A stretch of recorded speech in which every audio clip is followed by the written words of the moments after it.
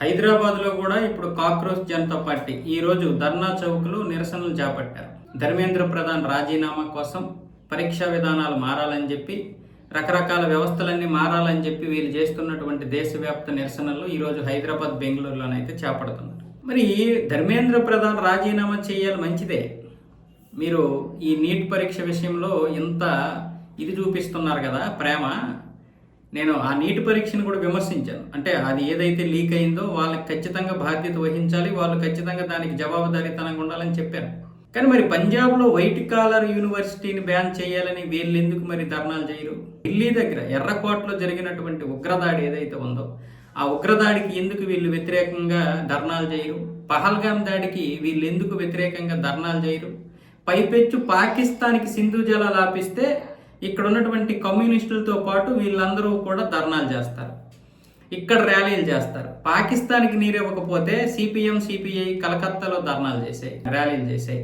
అంటే వీళ్ళని ఏ విధంగా అర్థం చేసుకోవాలి? అంటే ఏంటా ట్రాన్స్పరెంట్ మీలో ఉన్నది? ఇదేనా ట్రాన్స్పరెంట్ అంటే? ఈ దేశానికి ఎంత ప్రమాదకరం అంటే వైట్ కాలర్ ఉగ్రవాదాన్నే కాదు, ఏ ఉగ్రవాదాన్ని అయినా సరే వీళ్ళు వ్యతిరేకించరు. సరే, కనీసం వైట్ కాలర్ ఉగ్రవాదాన్ని అయినా సరే అంత భయంకరమైనటువంటి ఉగ్రవాదం బయట పెడితే ఒక్కడూ బయటికి రాలేదు.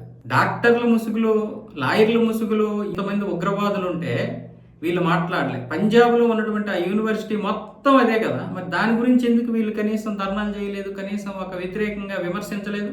ఈరోజు ధర్మేంద్ర ప్రధాన్ రాజీనామా చేయాలంటే కాంగ్రెస్ హయాంలో జరిగినటువంటి వాటికి ఎంతమంది బాధ్యత వహించి రాజీనామా చేశారు? గొప్ప గొప్ప వాళ్ళు ఉన్నారు కాంగ్రెస్లో, వాళ్ళు రాజీనామా చేసినా ఏం జరిగింది? వ్యవస్థలో మార్పు రానంత వరకు మంత్రి రాజీనామా చేస్తే ఏం జరిగిపోదు. అలాగని దానికి బాధ్యతగా ఉండాల్సింది వాళ్ళే, జవాబుదారీతనంగా ఉండాల్సింది ఆ మంత్రులే, దానికి సంబంధించినటువంటి అధికారులే, అందులో ఎటువంటి సందేహం లేదు. కానీ ఈ కాక్రోచ్లు ఇప్పుడు బయటకు వచ్చాయి కదా, ఉగ్రవాదానికి ఎందుకు వ్యతిరేకంగా పోరాడవు? వీళ్ళెందుకు మరి వ్యవస్థకి ఆ రోజు 2014 ముందు వ్యవస్థలో ఎన్ని జరిగాయి?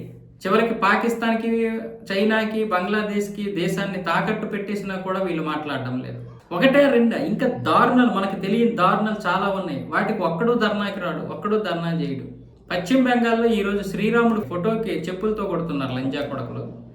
దాని గురించి మాట్లాడరు. అదే దాని గురించి మనం వ్యతిరేకంగా ఇప్పుడు మాట్లాడే వాళ్ళ మీద ఏదైనా చేస్తే మాత్రం వీళ్ళందరూ పరిగెట్టి వచ్చేస్తారు. కాబట్టి ఈ కాక్రోచ్లన్నింటికీ కూడా అంటే తిరుగుతూ ఉంటాయి ఈ కాక్రోచ్లు. ఒక్కసారి ఒక్క హిట్ కొట్టాలి. అది లిక్విడ్ అయినా పర్వాలేదు, అదేదో చిన్న ముద్దలాగా ఉంటుంది, ఘన పదార్థమైనా పర్వాలేదు, స్ప్రే కొట్టినా పర్వాలేదు, ఘన పదార్థమైనా పర్వాలేదు, వీళ్ళకి మాత్రం హిట్ అనేది ఖచ్చితంగా ఉంది. కాకపోతే తిరగనే ఈరోజు హైదరాబాద్లో కాంగ్రెస్ వాళ్ళు చెప్పగానే ఇచ్చేసారంట. బెంగళూరును, హైదరాబాద్లో పోలీసులు అడగగానే పర్మిషన్ ఇచ్చేసారా? ఎందుకు ఇచ్చేస్తారు మీకు తెలియదేంటి? ఇప్పుడు అలాగే మహారాష్ట్ర పూణేలో చేశారుగా, మరి అక్కడ బీజేపీ ప్రభుత్వం ఉందిగా, మరి చెప్పొచ్చుగా అక్కడ కూడా మాకు పర్మిషన్ దొరికిందని. హైదరాబాద్లో, బెంగళూరులో వీళ్ళకి అనగానే దొరికిందంట పర్మిషన్. మరి పూణే ఎక్కడ ఉంది? పూణే ఏ రాష్ట్రంలో ఉంది? ఢిల్లీ ఏ రాష్ట్రంలో? పూణే ఏ దేశంలో ఉంది? లేకపోతే ఢిల్లీ ఏ దేశంలో ఉంది? అవి కూడా బీజేపీ పాలిత ప్రాంతాలే కదా. మరి అక్కడ మీకు అనుమతులు దొరికినప్పుడు ఎందుకు మాట్లాడలేదు?